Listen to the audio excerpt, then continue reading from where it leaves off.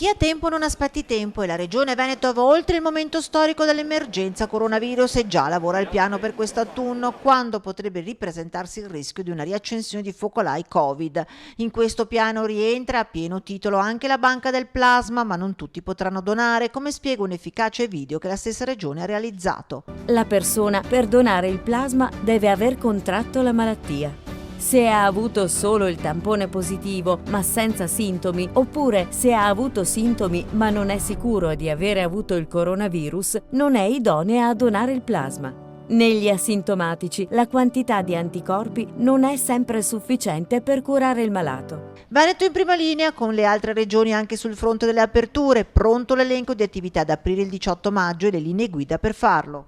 Quali sono le istanze che porta il Veneto? Apertura il 18 di servizi alla persona, negozi, bar, ristoranti, centri sportivi, palestre, insomma aprire. E il turismo, rispettando i parametri e le linee guida, noi ce le abbiamo già regionali, però in questa fase non ne facciamo una questione di autonomia. Se ci sono delle linee guida sostenibili da parte dell'INAIL, affrontiamo tranquillamente anche questo aspetto.